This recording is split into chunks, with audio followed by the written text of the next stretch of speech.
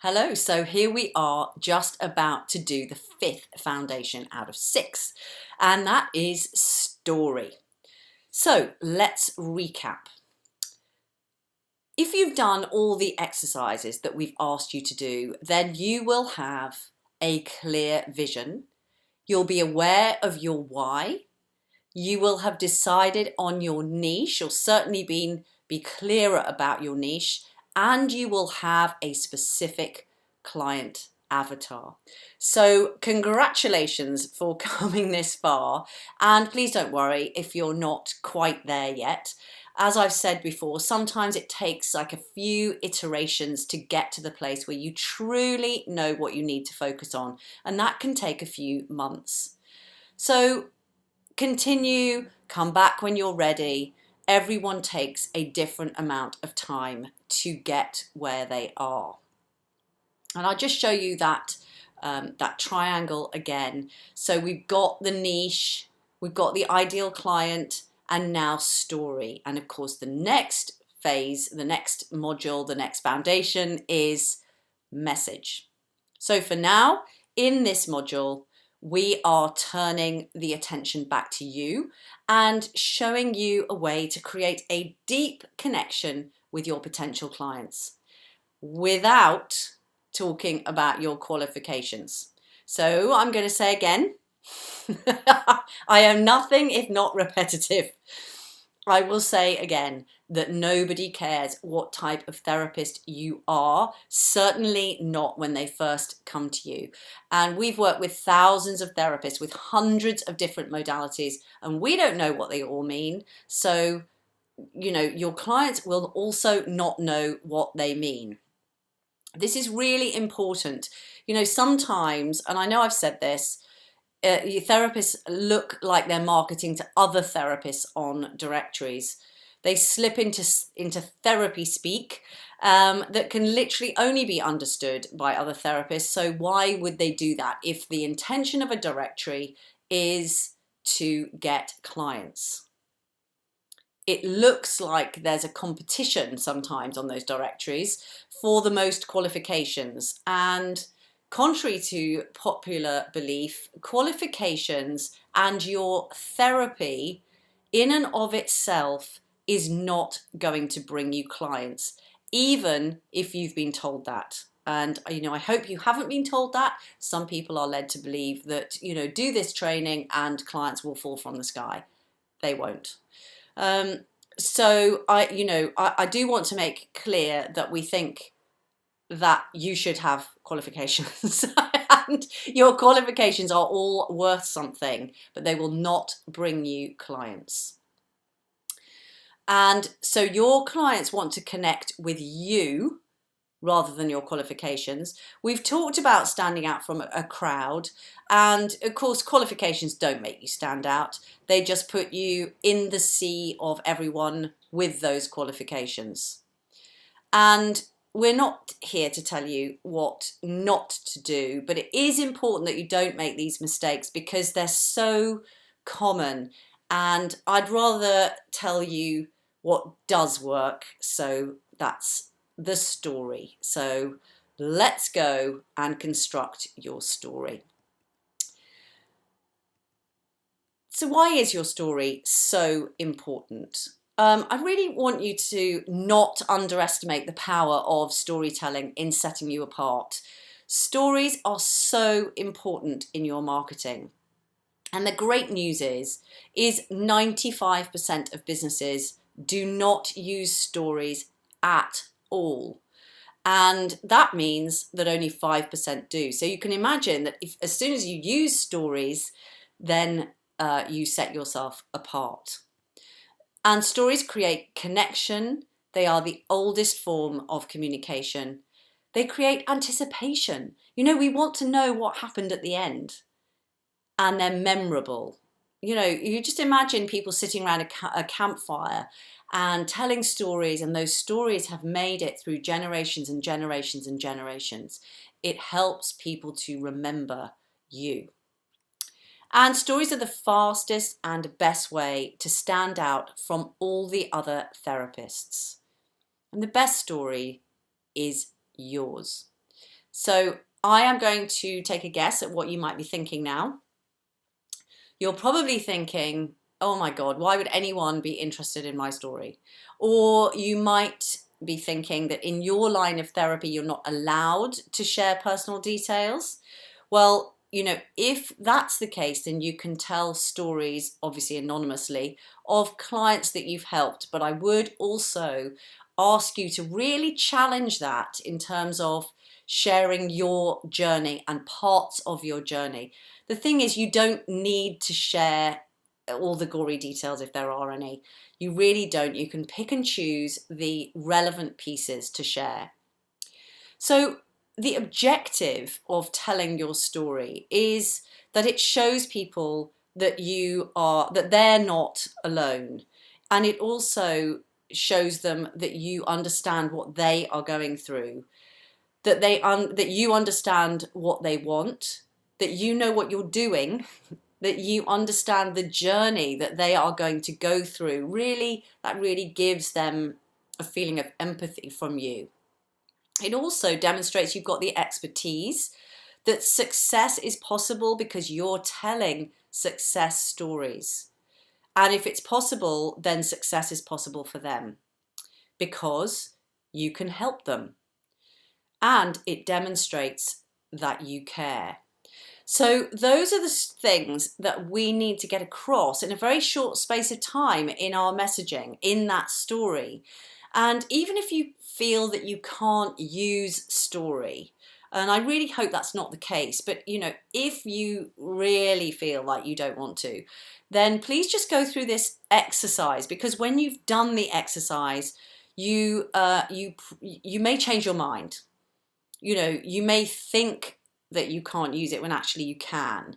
And you don't have to use sensitive information or details that you don't want other people knowing, of course. This is your story, your rules, your business.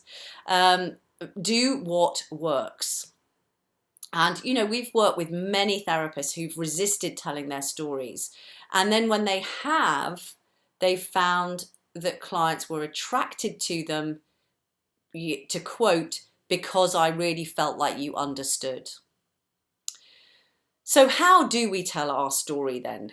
Because I know that probably you might be sitting there thinking, oh my goodness, well, I didn't sign up to be a therapist, to be a writer.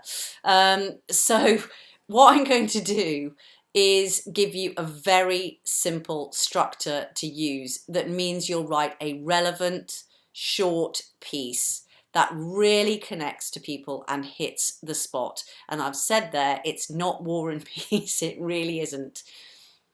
And I just want to quote John Greenleaf Whittier. As a small business person, which is what you are, you have no greater leverage than the truth. Just let you ponder that for a minute. Very, very powerful, the truth. Okay, so this is how you structure your story. And you're going to use your ideal client profile to construct it. So I'd like you to, if you haven't got it in front of you, to pause the video and go and get your ideal client profile that we just did. And it's a way of putting the story together using that exercise. So it's really cool because you've already done most of the work. So the first step is to revisit that ideal client exercise. In that exercise, you thought through in great detail who your ideal client is. And we're only going to be using a small piece of this information to build your story. So you've already thought through what they want, what are their top fears and frustrations, what their problem is that they need solving, you know, what pain they're in, and what they really want in relation to what you have to offer. And those are the things that we need to pull out of that ideal client exercise.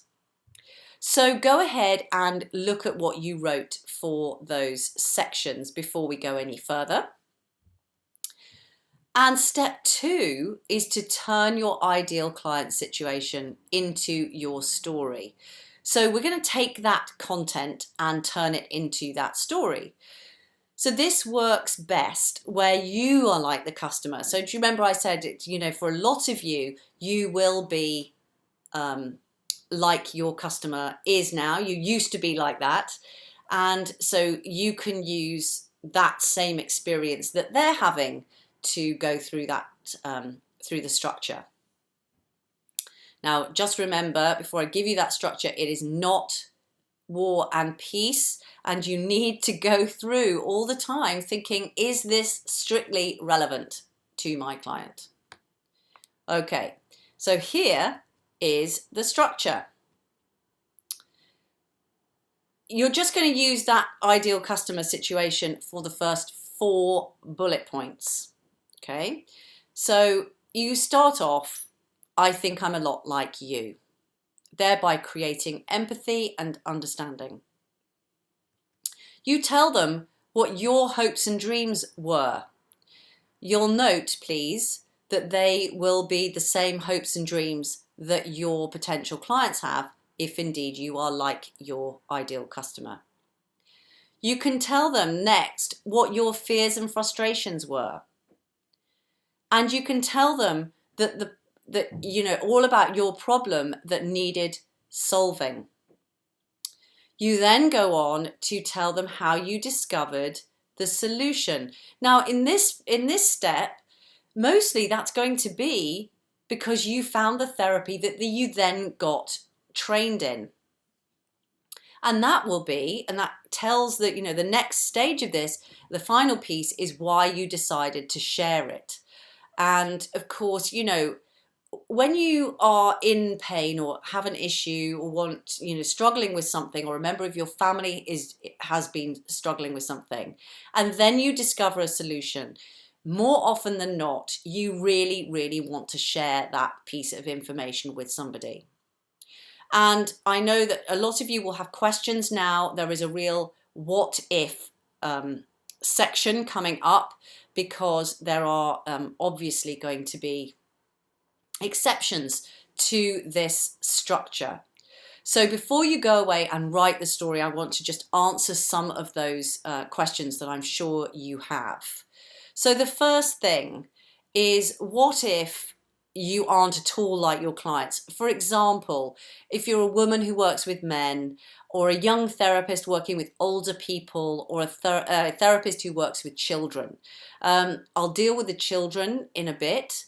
But if you are simply not like your clients, then use clients' case stories using the same structure. And you can start your story with, I have a lot of clients like you. Okay, so that's one way of tweaking the story. Another question that we get asked is, what if my clients are children?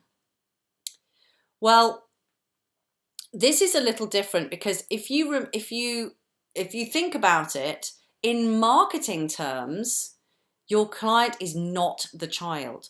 Your client is the person who pays the bill, usually the parent or guardian. So, we have to consider the pain that the parent is in, the person looking after the child, the worry or concern or feeling helpless, and really speak to their pain, not the child's. And it may be the same if you're aiming at young people up to university, college.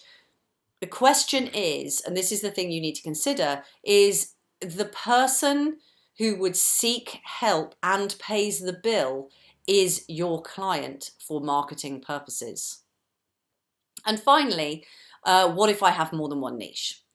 So if you have more than one niche, you need to write more than one story. So you pick out the relevant pieces of your journey as to why you are helping the people that you're helping, according to each ideal client, each avatar. You just follow the structure for both. Just remember that a confused client doesn't buy. So for an example, I have put an example below in the form of a PDF of In fact, it was for a stop bedwetting product that I developed myself as a result of my 10-year-old son not being dry at all. And so to sell the product, I tell my story. And that is exactly how I've sold hundreds and hundreds and hundreds, actually well over 1,000 of this product. And it's just through telling my story. So the script for my story is underneath this video. And there is also a link to the URL so that you can go and look at the sales page and watch the video, which is me telling the story. So that gives you an example to work around. So now it's your time, and write your story from your ideal client profile. I used to be a lot like you. Please remember that people love stories, and this really is your opportunity to create a compelling hook that will attract people to you. It really, really will. And it's going to help you to start building a sustainable therapy business.